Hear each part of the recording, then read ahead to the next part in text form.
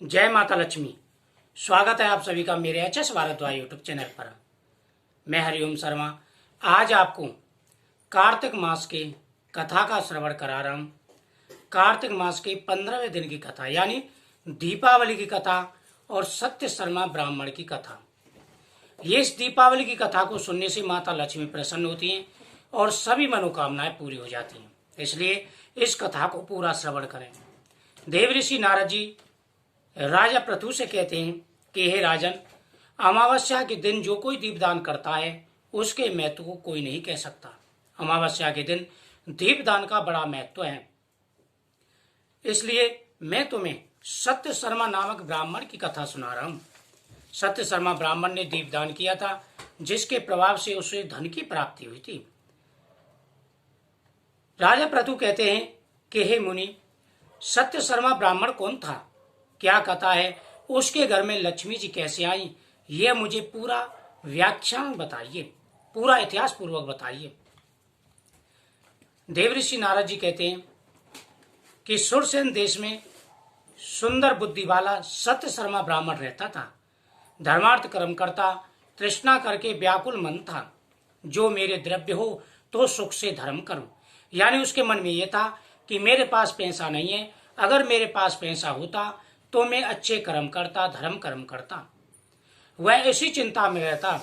ऐसे मनोरथ सब देवों की में उत्तम नारायण की भक्ति में वह पूजन करने लगा। इस प्रकार विष्णु जी का पूजन करता। जो कुछ धन आवे सो खर्च हो जाता, लेकिन धन जुड़ता नहीं। उदासीन दुखित धन के वास्ते बड़ा उद्यम करने लगा। ब्राह्मण ने ज्ञान विज्ञान को जानने वाले ज्योतिषी और ब्राह्मणों से उपाय पूछा। उन्होंने कहा कि मनोरथ करने वाले की कामना पूरी करते हैं। जैसे रोग से अपत्य, भजन के आनंद में युक्त, कामना रहित वैरागी लोगों से विष्णु जी महाराज पूजित किए जाते हैं। हे ब्राह्मण, तुम लोगों से नहीं। इस प्रकार मुनि का वचन सुन यमुना के तट पर महादेव का लिंग देख रोज पूजन करने लगा। यानी उसने ब्राह्मणों से पूछा कि मुझे कोई ऐसा उपाय बताइए जिससे मैं धनवान हो सकूं। ब्राह्मणों ने कहा कि तुम भगवान विष्णु की पूजा करते हैं, लेकिन जो विष्णु जी की पूजा करते हैं उनको धन की प्राप्ति नहीं होती।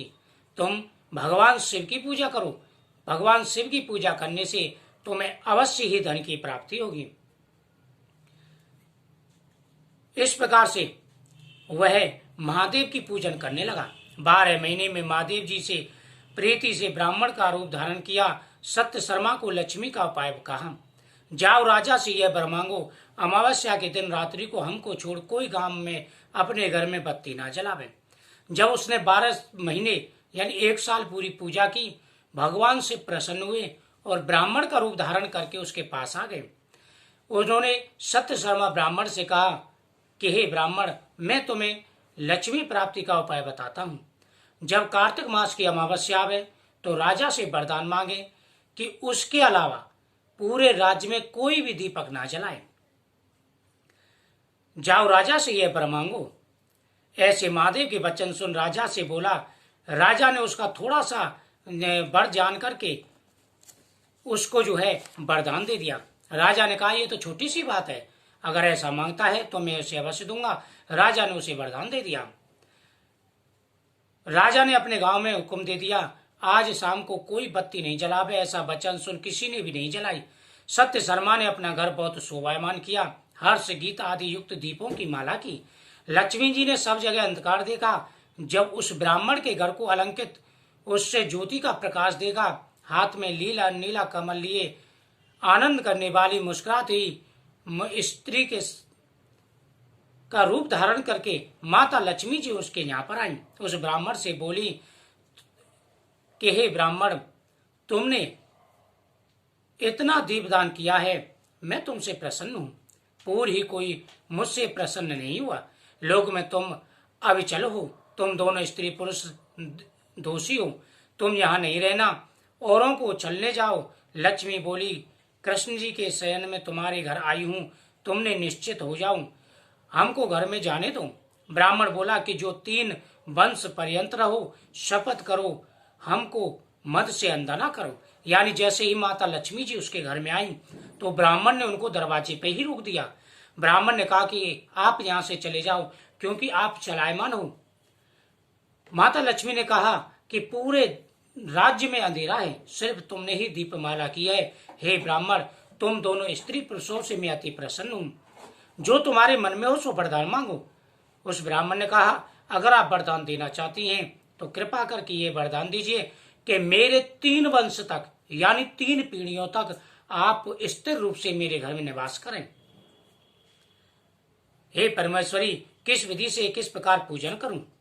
महालक्ष्मी बोली, जो पुरुष कार्तिक मास में अमावस्या को घी से अथवा तिल के तेल से दीपमाल का करता है, वह पुरुष जितने दीप होते हैं उतने 1000 रुद्र लोक में रहता है। माता लक्ष्मी ने उसको वरदान दिया।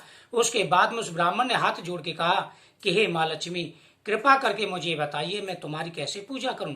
माता लक्ष्मी ने कहा कि हे ब्राह्मण, कार्तिक मास की अमावस्या को जो लोग दीपदान करते हैं उतने दीप जलाते हैं, जितने वह दीप जलाते हैं उतने वर्षों तक रुद्र लोक में रहते हैं, यानी भगवान शिव जी के पास रहते हैं।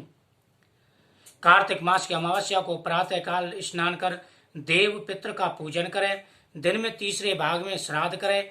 अनेक प्रकार के भोजन करके बना करके ब्राह्मण को भोजन करावे। अमावस्या वाले दिन देव और पितृ यानी पितरों की पूजा करें, श्राद्ध करें और तीसरे पहर में ब्राह्मण को भोजन कराना चाहिए। फिर प्रदोष समय में दीपमालिका करें, यानी शाम के समय फिर दीप उत्सव मनावे। अपने घर में तुलसी, ब्राह्मण देवता के मंदिर में, शमशान में और चौक पर अग्नि गौ गृह में दीप करके मुझको सोई हुई को जगावे, यानी माता लक्ष्मी को जगाना चाहिए इस दिन। और शमशान में, गौशाला में, मंदिर में, कुआं पे, बावड़ी पे, तालाब पे, हर जगह दीपदान करना चाहिए। जैसे पतिव्रता स्त्री पति से पूर्व जागती है, इसी प्रकार हमें विष्णु जी के जागने के 12 दिन पहले जागते हैं। अमावस्या के दिन बाल, वृद्ध, रोगी इनको छोड़ भोजन नहीं करना चाहिए। शाम को हमारा पूजन करें। आदि में सत्य पूर्वक संकल्प करके ओम गम गणपति नमः इस मंत्र का जाप करें, या ओम हरिओम गणत्वा गणपति गंगवामहि प्रणत्वाम प्रियपति गंगवामहि निधित्वानाम नित्पति गंगवामहि बस्वयं त्वं गर्भातिजा शीघ्रदम महम इस मंत्र का जाप करना चाहिए। इस मंत्र से गणेश जी की पूजा करनी चाहिए। हे ब्राह्मण, जैसे पतिव्रता स्त्री पति के जागने से पहले जग जाती है, उसी प्रकार से मैं भगवान विष्णु के जागने से पहले 12 दिन पहले जागती हूँ। जो लोग वृद्ध हैं, रोगी हैं, उनको छोड़कर के किसी को भी अमावस्या वाले दिन भोजन नहीं करना चाहिए। शाम को भोजन करना चाहिए। प्रदोष काल में दीपदान करना चाहिए। हे कुबेर, सदा लक्ष्मी के घर हमारे घर में स्थिर रहो, ऐसे आह्वान लक्ष्मी के साथ में कुबेर जी का करना चाहिए। ओम भूर्भुवस्सुवः कुबेराय नमः इस मंत्र से पूजन करें। 16 तरह के उपचार विधान से मेरा पूजन करें। अष्टदल शुभ कमल युक्त एक पात्र में लक्ष्मी जी को विराजमान करें। वहीं कुबेर सिद्धिदायक गणेश जी को स्थापित करें। दूसरा संकल्प करें, फिर स्थापना करें, और इस प्रकार से गणेश और लक्ष्मी के यानी मेरे मंत्रों से पूजा करें। 16 द्रव्यों से पूजा करनी चाहिए। कमल रूपी आसन पर दिव्य स्थित कटिकाख्य वाली माता लक्ष्मी मुझे पुत्र दें, मुझे धन दें, मेरी सारी मनोकामनाएं पूरी करें। इस प्रकार से आह्वान करना चाहिए। अष्टदल कमल बनाना चाहिए। माता लक्ष्मी, भगवान कुबेर और भगवान गणेश जी की पूजा करनी चाहिए। हाथ में संकल्प लेकर के प्रार्थना करें कि हे मातेश्वरी, जिस प्रकार से मैं आपकी पूजा कर रहा हूँ, आप मेरी पूजा को स्वीकार करें। ओम भूर्भुवस्सुवः कुबेराय नमः, ओम गंगणपते नमः, ओम श्री महालक्ष्मी नमः इन मंत्रों से पूजा करें। इस प्रकार से घड़े की स्थापना करें। हे सर्व सिद्धि देने वाली, सैकड़ों वरदान देने वाली, तलवार, शूल, गदा, पास, अभय हाथ में यश देने वाली, हाथी पर सवार महालक्ष्मी, ऐश्वर्य देने वाली, हे ईश्वरेश्वरी, लाल सोने के समान तेज लाल आसन पर विराजमान, वरदान देने वाले, क्षीर सागर से उत्पन्न विष्णु जी की त्रिकोटि सूर्य समान तेजस्वी हे लक्ष्मी, आप मेरी इस पूजा को स्वीकार करें। इस प्रकार से माता लक्ष्मी की सभी द्रव्यों से पूजा करनी चाहिए। ओम नमो भगवते वासुदेवाय मंत्र का जाप भी करना चाहिए। नारियल, कपूर, केला इनको माता को अर्पण करना चाहिए। कपूर, पान, सुपारी वस्तु से तांबूल आदि माता को अर्पण करने चाहिए। इस प्रकार से जो लोग माता लक्ष्मी की पूजा करते हैं उनके घर में सदा स्थिर रूप से माता लक्ष्मी का वास रहता है। इस प्रकार से दरिद्रता दूर हो जाती है। उस धन से ब्राह्मण यश दान तथा विष्णु जी की पूजा करता है। सत्य शर्मा बोला, सब आश्रमों में गृहस्थ आश्रम सबसे श्रेष्ठ है। गृहस्थ में प्राप्त होकर पुरुष कामादि को जीतता है और आश्रम के उपचार से गृहस्थ आश्रम सबसे श्रेष्ठ है।